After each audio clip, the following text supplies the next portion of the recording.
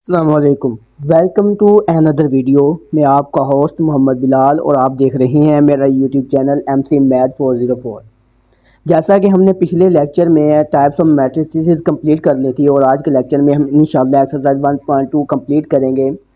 इस एक्सरसाइज में तक जो पहले 3 क्वेश्चन हैं वो उनमें सिर्फ यही बताना है कि ये मैट्रिसेस कौन से हैं, उनकी सिर्फ निशानदेही करनी है, इसलिए वो मैं आपको बुक पर ही कराऊंगा। बाकी 3 जो क्वेश्चन हैं वो मैं आपको हल करके बताऊंगा।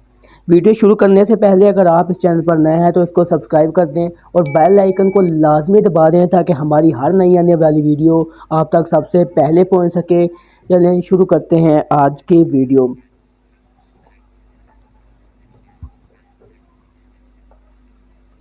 आज की वीडियो में हम एक्सरसाइज 1.2 करेंगे। इस एक्सरसाइज का जो फर्स्ट सवाल है, इसमें उन्होंने बताया है कि from the following matrices identify unit matrices, row matrices, column matrices and null matrices. उन्होंने मैट्रिसेस के नाम बता दिए हैं। नीचे ये फॉलोइंग दिए हुए हैं, इनमें से हमने बताना है कि column matrix, row matrix, unit matrix कौन कौन से हैं। चलिए शुरू करते हैं। फर्स्ट मैट्रिक्स देखते हैं ये कौन सा है, जिसमें तमाम एंट्री ज़ीरो होती हैं, उन्हें हम नल मैट्रिक्स कहते हैं। ये हम पीछे पढ़ चुके हैं। ऐसा मैट्रिक्स जिसमें तमाम एंट्री ज़ीरो होती हैं उसको नल मैट्रिक्स कहते हैं। तो पहला एक सिफरी कॉलम यानी नल मैट्रिक्स है। यह हम निशान लगा लेते हैं। पहला क्या है? एक नल मैट्रिक्स है। ए कॉलम नल कॉलम है यानी सिफरी कॉलम नल मैट्रिक्स है। अब हम बी देखते हैं। बी में चूंकि सिर्फ हमें एक ही रो दिख रही है कि हमें उसकी रो पर है, सिर्फ एक ही कतार है इसमें, तो इसको हम क्या कहेंगे फिर? कतारी कॉलम यानी रो मैट्रिक्स। इसमें सिर्फ एक ही मैट्रिक्स है, एक ही रो है, इसलिए हम इसे रो मैट्रिक्स कहेंगे। अब हम सी की तरफ चलते हैं। सी में चूंकि सिर्फ एक ही कॉलम है, सी में हम देख सकते हैं कि सिर्फ एक ही कॉलम है हमारे पास, ये देख सकते हैं, और जिसमें सिर्फ एक ही कॉलम हो उसको हम कॉलम मैट्रिक्स यानी कालमी कॉलम कहते हैं। इसे हम कहते हैं कॉलम मैट्रिक्स, कॉलम।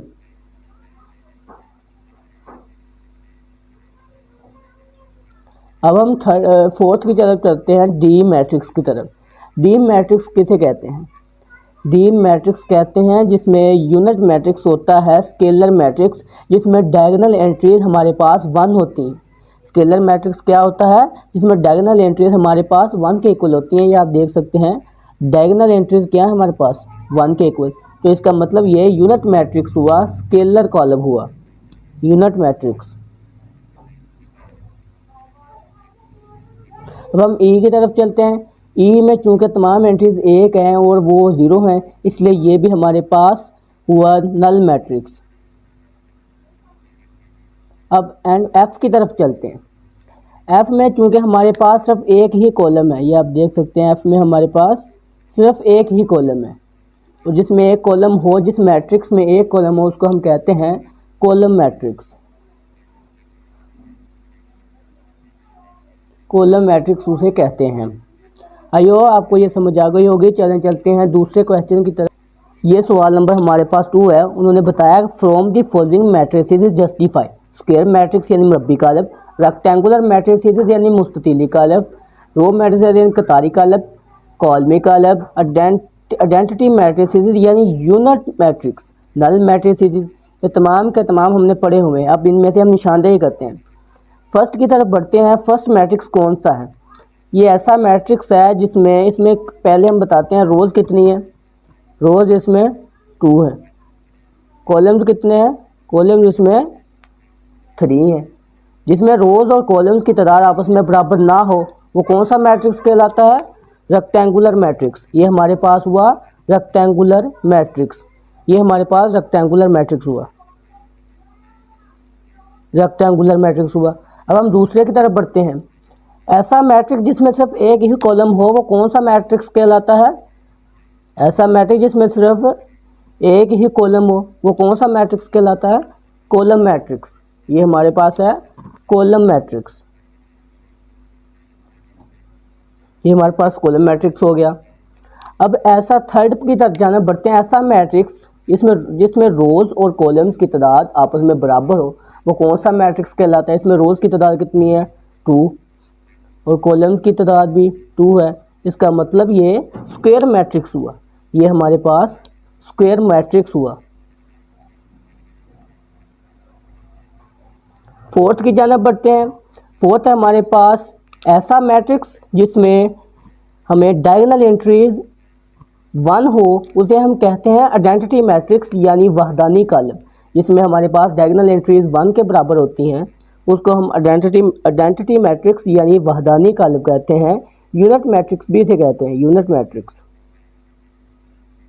हम फिफ्थ की जानिब बढ़ते हैं। फिफ्थ क्या है? फिर वही आ गया रेक्टेंगुलर मैट्रिक्स, ऐसा मैट्रिक्स जिसमें रोज और कॉलम्स की तादाद आपस में बराबर ना हो उसे हम रेक्टेंगुलर मैट्रिक्स कहते हैं। रेक्टेंगुलर, यहाँ भी मैं लिख देता हूँ, ये है रेक्टेंगुलर मैट्रिक्स। अब हम सिक्स की जानिब बढ़ते हैं। सिक्स सवाल कौन सा है?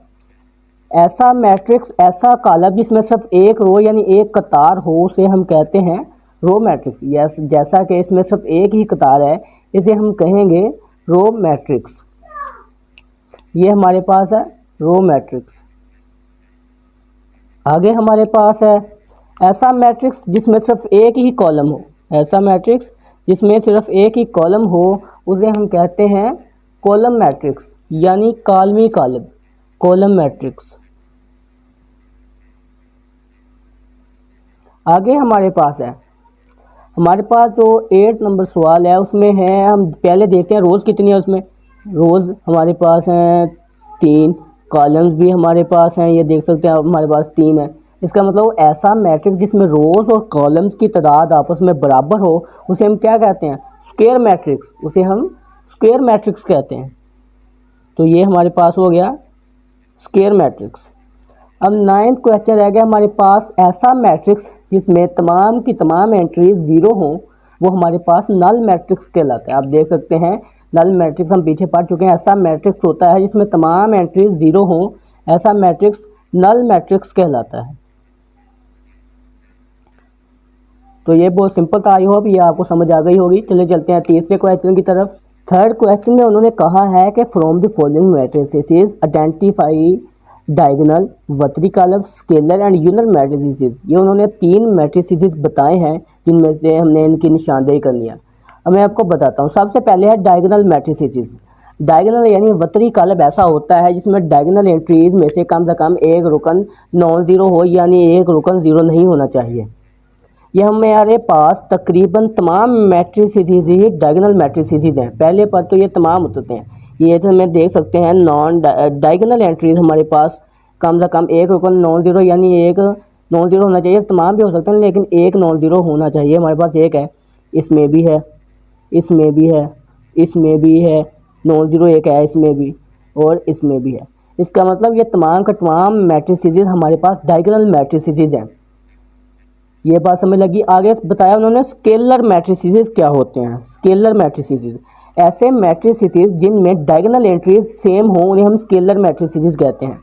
ऐसे मैट्रिसेस जिनमें डायगोनल एंट्रीज सेम हो, हमारे पास डायगोनल एंट्रीज कौन किन की सेम है? पहले मैट्रिसेस की सेम है, इसकी सेम है हमारे पास ए की, इसके अलावा हमारे पास डायगोनल एंट्रीज सेम है ई की। 5 - 3 का 2 आता है और यहाँ भी 2 आता है। इसका मतलब ये दोनों मैट्रिसेस हमारे पास स्केलर मैट्रिसेस हुए। ये हमारे पास स्केलर मैट्रिसेस हुए। अब रह गया यूनिट मैट्रिक्स। यूनिट मैट्रिक्स क्या होता है?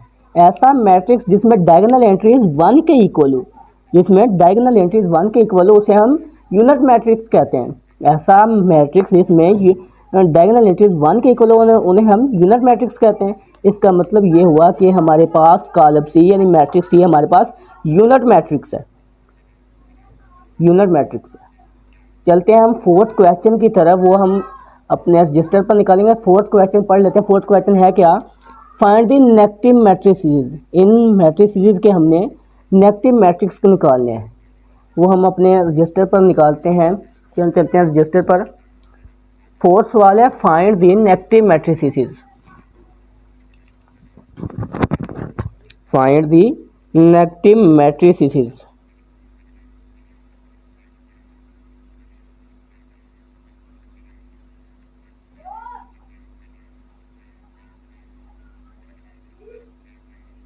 मनफी कॉलम निकालने हैं हमने इनके।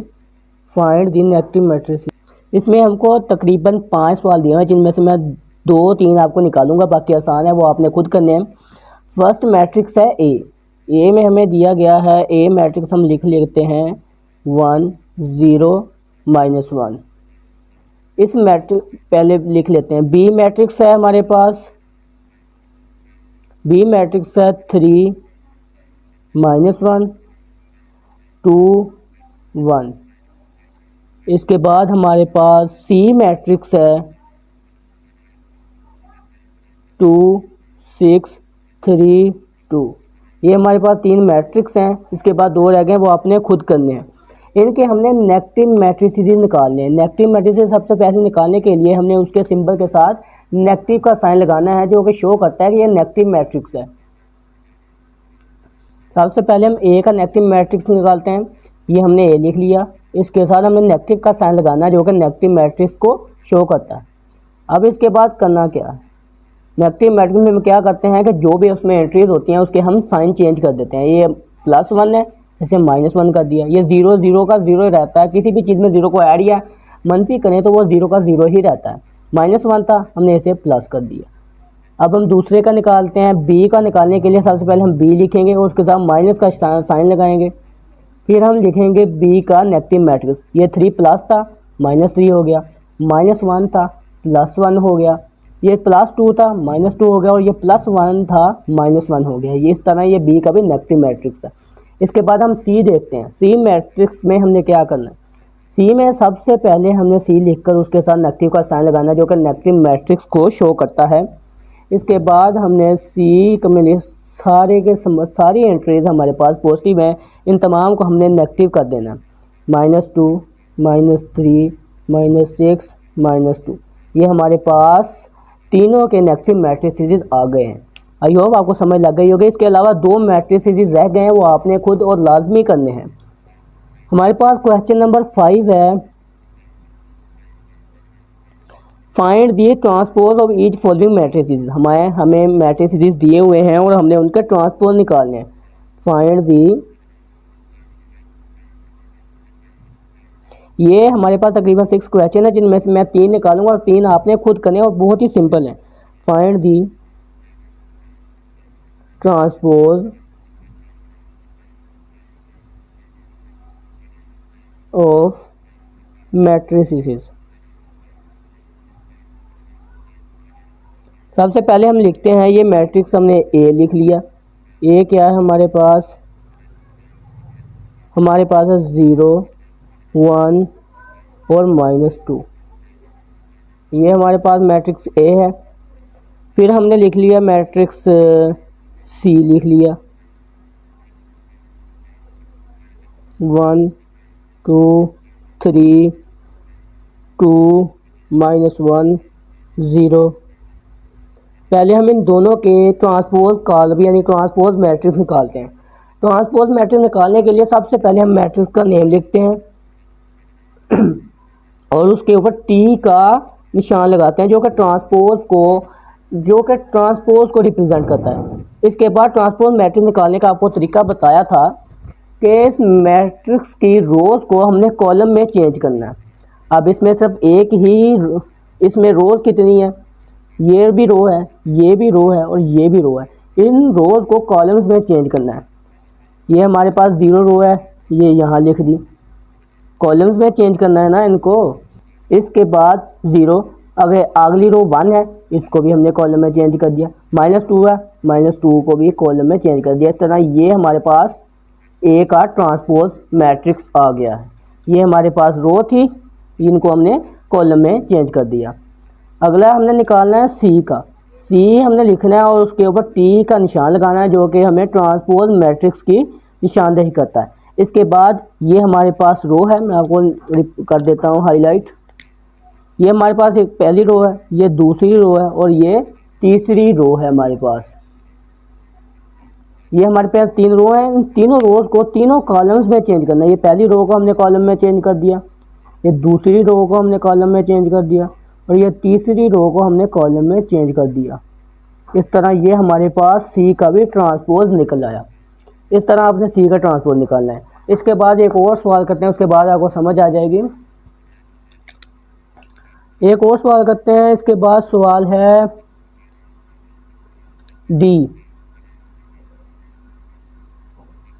डी मैट्रिक्स है हमारे पास 2 3 0 5। इसका हमने ट्रांसपोज कॉलम मालूम करना है। ट्रांसपोज निकालने के लिए सबसे पहले हम डी यहाँ पर लिखेंगे और इसके ऊपर हम ट्रांसपोज यानी टी का साइन लगाएंगे जो कि ट्रांसपोज को शो करता है। अब हम इसमें लिखेंगे, इसमें सबसे पहले हम रोज़ कितनी है, 2 रोज़ है हमारे पास, ये देख सकते हैं। इन दोनों रोज़ को हमने कॉलम्स में चेंज कर देना है। ये 2 3 2 3 हो गया, 0 5 0 5 हो गया।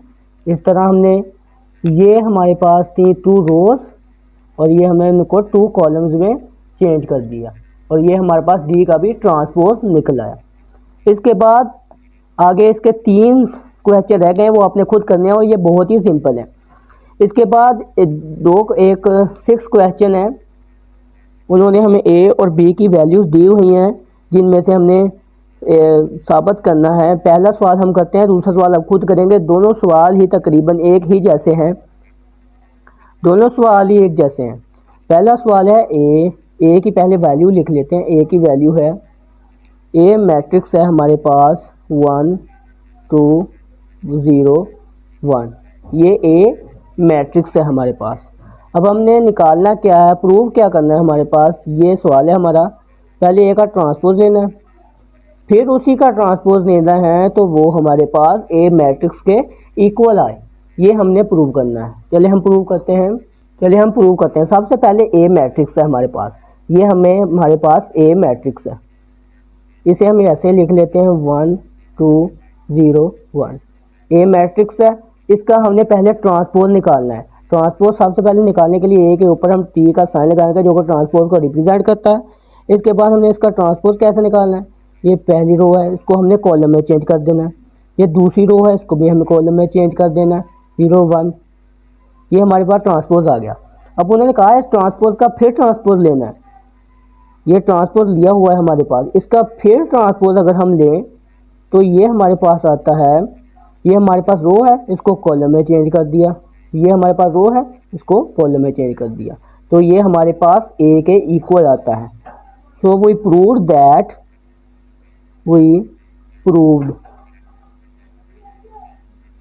ए का ट्रांसपोज लें और फिर उसी का ट्रांसपोज लें तो ये हमारे पास ए मैट्रिक्स के ही इक्वल आता है। आई होप आपको ये समझ आ गई होगी। इसमें हाईलाइट कर देता हूँ, ये बहुत इंपॉर्टेंट सवाल है। दूसरा सवाल आप खुद करेंगे, उसमें सब बी की वैल्यूज़ दी गई है। इस तरह आपने बी का पहले ट्रांसपोज निकालना है, फिर उसका ट्रांसपोज निकालना है तो वो बी के इक्वल आ जाएगा। आई होप आपको ये वीडियो पसंद आई होगी। अगर ये आपको वीडियो पसंद आई तो उसको लाइक एंड शेयर कर दें। शेयर करने से आपके दोस्तों का बहुत फ़ायदा होगा। चलें मिलते हैं अगली वीडियो में। अगली वीडियो में इंशाल्लाह हम 1.3 करेंगे। अगर ये आपको वीडियो पसंद आई तो उसको लाइक एंड शेयर कर दें। अल्लाह हाफिज़।